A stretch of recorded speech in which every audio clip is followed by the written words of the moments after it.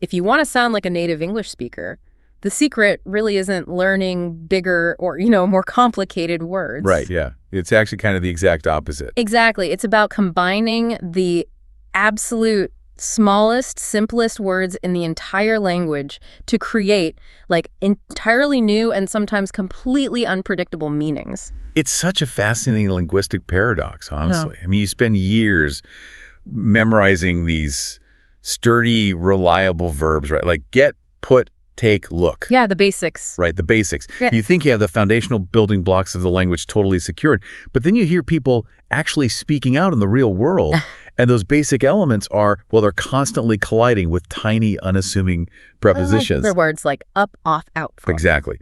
Okay, let's unpack this, because it really is sort of like a chemical reaction. Oh, I love that analogy. Right, you take the word take, which feels incredibly safe, and you take the word off, which is simple enough, and you smash them together. And suddenly, you aren't just moving an object anymore. You literally have a 300-ton commercial airplane launching into the sky. Which is wild when you think about it. It really is. So welcome to today's deep dive, everyone. We are exploring a highly practical guide today that focuses entirely on 20 everyday phrasal verbs. Specifically designed for B1-B2 English learners, right? Yeah, exactly. Our mission today is to unlock the hidden chemistry of the English language. We aren't just going to, read a boring list of definitions. No, that wouldn't be very helpful. Right. We are going to trace these specific combinations through the natural arc of a single, typical day, just to see how native speakers actually use them to navigate the real world. Because, honestly, phrasal verbs are the absolute lifeblood of conversational English. They really are. Yeah, I mean, relying solely on formal single-word verbs might make you grammatically correct, sure, but it acts like this invisible wall between you and natural fluency. It makes you sound like a textbook, basically. Exactly. Without these specific combinations, you miss the entire organic rhythm of the language. It's how human beings actually communicate nuance, movement, and emotion. So let's start right where the day begins, right? The alarm blares. The worst part of the day. Honestly, yeah. And instantly, English throws this sort of philosophical curveball at us. We don't just have one verb for starting the day. We have wake up and get up. Right. And they capture two entirely different states of human existence, really. Wake up simply marks the return of consciousness. Just the biological mechanism of sleep ending. Exactly. Your eyes open. The source guide we're looking at uses a very standard, relatable example for this. It says, I usually wake up at 7 a.m. But wait, my eyes being open definitely doesn't mean my day has actually started. Oh, absolutely not. I can easily wake up at 7 a.m., just stare at the ceiling, and absolutely refuse to move a muscle until 7:30. Which is perfectly natural. And that brings in the absolute necessity of get up. That is the physical commitment to facing the world. Yeah, it requires actual willpower. It does. It requires hauling your body against the force of gravity out from under the covers. The struggle is real. It is. The source material actually features a great mini dialogue for this. Someone asked, did you get up early today? And the response is, not really. I stayed in bed for 20 more minutes. Okay, so we are splitting the psychological return to reality from the physical movement. And the word up implies the shift from horizontal to vertical. Right. You're physically elevating yourselves into the day. That spatial direction is so crucial to understanding English. We'll see up constantly used to signify an increase in activity, readiness, or completion. Right? Yeah, exactly. You go from a state of rest, flat in bed, to an active vertical state. Okay, so the body is vertical, we're up. Now we need to get to rest and actually interact with our environment. Enter our next two verbs, put on and take off. Right. Now, put on makes total physical sense to me. You are literally placing clothes, shoes, or maybe a watch onto your body. The guide sets up a really common scenario for this. It says, is it cold outside? Yes, you should put on a coat. Makes perfect sense. But the counterpart, take off, is where the conceptual mapping of English gets really interesting. Oh, definitely. We use it for removing clothing like, please take off your shoes by the door. Yeah. But as you mentioned earlier, we also use it for an airplane leaving the tarmac. Yeah. The plane takes off at 8.45. Exactly. But how did we get from removing sneakers in a hallway to a massive jet launching into the stratosphere? It seems so disconnected. Well, think about the core physical concept of the word off. It means detachment, It means breaking contact with a surface. Oh, I see.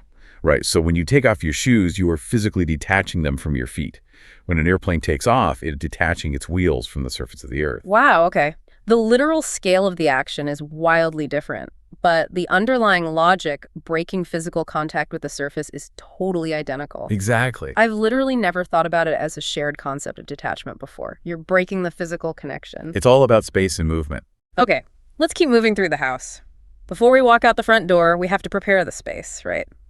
We turn on the lights, then you turn off the television. And we use these verbs for almost every machine, device, or digital interface in our modern lives. Like, it's dark in here, I'll turn on the lamp. Or, are you still watching this? No, you can turn it off. Right. But wait, why turn? I mean, I push a flat button on my smartphone, I flip a plastic switch on the wall. I'm not physically turning anything in a circle. Okay, so it's actually a linguistic fossil. A fossil? Wait, really? Yeah. Before electricity, lighting meant gas lamps, right? To light a room, you literally had to reach up and physically turn a metal valve to allow the combustible gas to flow. Oh, wow. And then you had to turn it back to stop the flow. The technology evolved from gas valves to electrical switches to digital touch screens, but the verb turn was permanently frozen in the language. That is amazing. We are walking around pushing flat glass screens and still talking like Victorian lamplighters. Pretty much, yeah.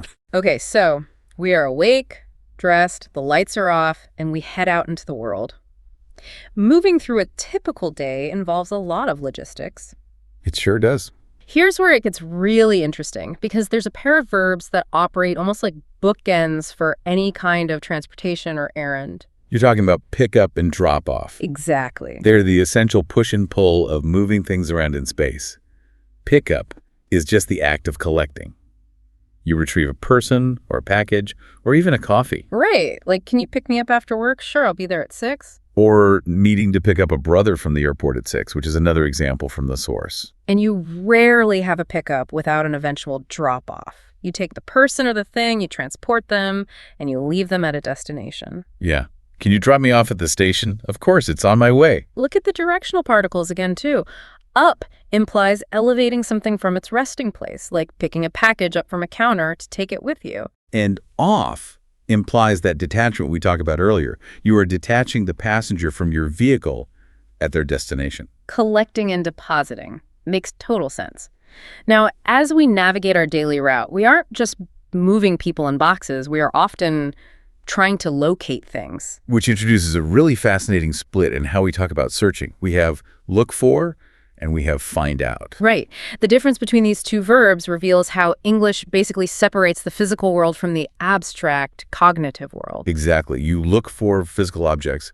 You misplace your wallet, so you look for it. You look for your keys, your glasses, your parked car. The visual action is directed outward into the physical space around you, like the universally relatable source dialogue. What are you looking for? My wallet. I can't find it anywhere. We've all been there. Oh, absolutely. But then find out isn't about physical objects at all. No, it's purely about abstract information. You discover truths or schedules or hidden secrets. Our source gives the example. Do you know where the event is? Not yet, but I'll find out. So you don't look for what time the meeting starts. You might look for the printed memo that contains the schedule, but you find out the actual conceptual time. Right. What's fascinating here is the word out and find out. It's a conceptual metaphor. How so? Well, imagine information hidden inside a dark box or a closed room. When you discover it, you are conceptually pulling it out into the light, out into your own awareness. Oh, I like that.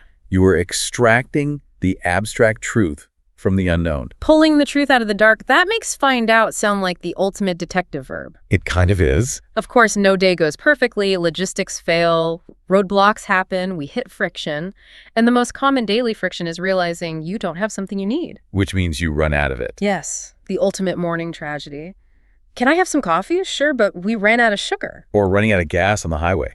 It signifies that a supply has been completely exhausted. I get the out of part, you know? The visual is easy, the container is literally empty. But why run? The sugar isn't sprinting away from me. That's a good point. Run, in this context, implies a continuous mechanical flow or operation. Yeah. A river runs. A machine runs. Okay. So when the process reaches its absolute end and empties the supply, it has run out. The continuous flow has basically ground to a halt. Ah, so my coffee routine is a machine that broke down. Makes sense. Sometimes, though, instead of a supply emptying, something totally unexpected drops into our path. Right, we come across it. This is the verb of pure chance, right? It implies finding something without any intention of looking for it. Exactly, like, where did you find that book? I came across it in a small shop. I always visualize two literal paths intersecting. Like, I'm walking one way, the vintage book is just sitting there in the shop, and our paths form across. I came across it. That's a great way to picture it. But what if the thing that drops into my path isn't a cool vintage book, but like a massive headache, a crisis at work, or an angry email from a client? Well, then you have to deal with it. You must manage a problem, a task, or a complicated situation. The source is a good example. You look busy. Yes, I'm dealing with a problem at work. Deal with always carries this heavy obligatory weight to it.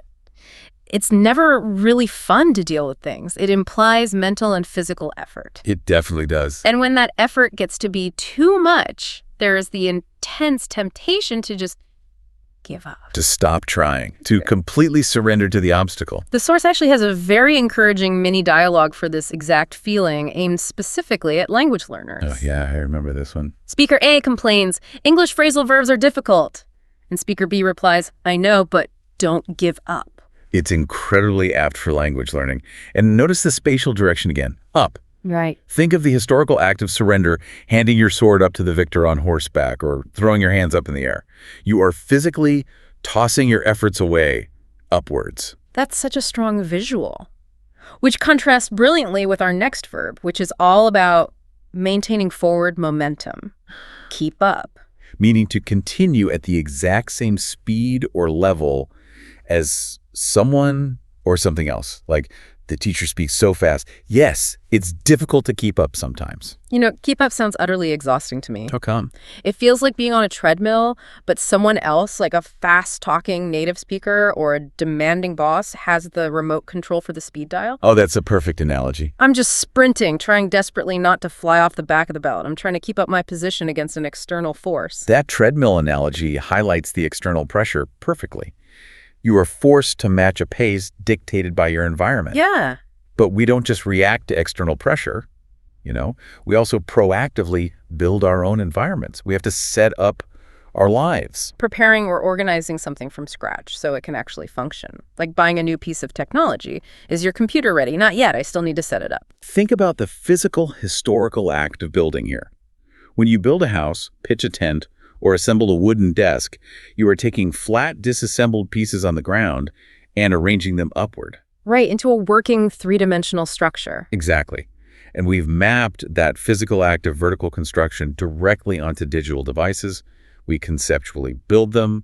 We set up software. We set up a new phone. Building a digital tent, I love it. Now, once everything is set up, we still face abstract problems that require a different kind of effort. We have to work out solutions. And this verb has a fascinating dual identity that trips a lot of people up. It really does, because on a purely physical level, workout means to exercise. Like, do you work out? Yes, I go to the gym after work. You are working your physical muscles to the point of exhaustion. But we also use it for abstract problem solving and emotional reassurance, like, don't worry, everything will work out, or we need to work out a new marketing plan. The conceptual bridge between the gym and the boardroom here is the idea of exertion resulting in a positive extraction. Positive extraction. Yeah, you are applying intense effort to extract a result.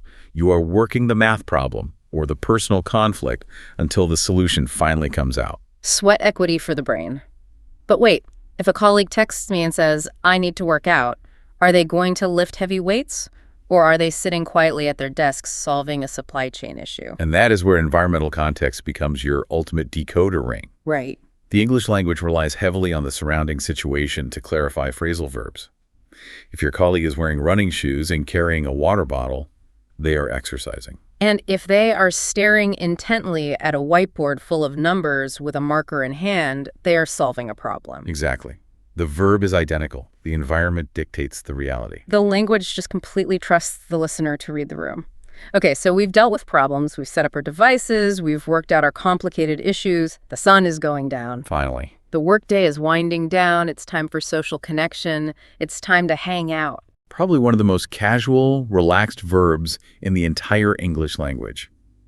It basically means to spend time with someone with absolutely no strict agenda. Like, what are you doing later? I'm just hanging out with some friends. Yeah. It feels like the deliberate suspension of time. When clothes hang on a line, they aren't doing anything active. They're just suspended there, resting, blowing in the breeze. Oh, that's beautiful. Right. When we hang out, we suspend all our stressful plans and just peacefully exist together. A perfect image of relaxation. But of course, even in our most relaxed moments, obligations try to pull us back. The phone rings, you can't answer it, so you have to call back. Returning a phone call. Can you talk right now? Sorry, I'm in a meeting. I'll call you back. It acts like a verbal placeholder. The word back here signifies a return journey, right? Exactly. The communication flew through the air to you. You couldn't catch it or receive it properly in that moment, so you have to send it back to its origin point when you are ready. It's the boomerang of our social lives. The communication boomerang. I like that. Finally, as the day truly comes to an end, we cast our vision forward. We look forward to tomorrow. To anticipate something in the future with genuine pleasure or excitement, the guide has, "Are you excited about your trip?" Yes, I'm really looking forward to it. We are visualizing time as a physical path. The past is physically behind our bodies. The future is physically in front of our eyes. So we look forward down the road to see the good things coming toward us. But I do wonder about the tone of this particular verb. What do you mean? Well, I see look forward to at the very end of incredibly stiff, formal business emails all the time. Like, I look forward to hearing from your legal team. Oh, sure. Does it sound weird if I use it with my friends when we were just hanging out on a couch? Not at all. That's the beauty of its extreme versatility. You can use it in a high-stakes corporate negotiation with a CEO, and you can use it to tell your best friend how excited you are to eat pizza on Friday night. Oh, that's great. The core human emotion, positive anticipation of the future, remains the exact same across all social contexts. That's super helpful. So we've traced these 20 verbs through the chronological arc of a day. But, knowing the definitions in isolation isn't quite enough. No, it's not. If we connect this to the bigger picture, knowledge is only valuable when applied. We need to see why relying entirely on formal, single-word verbs sounds unnatural to a native ear. Theory only takes us so far. We really need to look at how these phrasal verbs actually smooth out the rough edges of daily conversation. Let's compare the literal textbook way of speaking with the natural phrasal way. Let's do it. Okay, I'm going to take some sentences straight from our source material. I'll read the perfectly grammatical but slightly formal or clunky versions that you might find in an old grammar book. And I'll jump in and give you how a native speaker would actually express the same thought in the real world. Perfect. Here's the first one. I awoke at 7 a.m. A native speaker would naturally say, I woke up at 7 a.m. I left my bed at 7:30. We'd say, I got up at 7:30. I need to collect my friend from the airport. Make it conversational. Yeah. I need to pick up my friend from the airport. We have exhausted our supply of coffee. Far too dramatic. Just say, we ran out of coffee. I discovered the answer. I found out the answer. I am anticipating the weekend with pleasure. Simply, I'm looking forward to the weekend. It really is a night and day difference, isn't it? The formal versions sound like I'm reading a Victorian novel aloud, or maybe filing a very dry police report. Yeah, they do. They aren't wrong, but they completely lack that conversational warmth. Phrasal verbs provide essential texture. They take a stiff, two-dimensional sentence and give it real-world, three-dimensional movement. They are the casual shorthand of genuine human connection. So what does this all mean? Let's lock this entire sequence into memory with a fast, energetic rundown of the 20 essential verbs that power a typical English day. Go for it. The alarm rings, you wake up to consciousness, then you physically get up out of bed.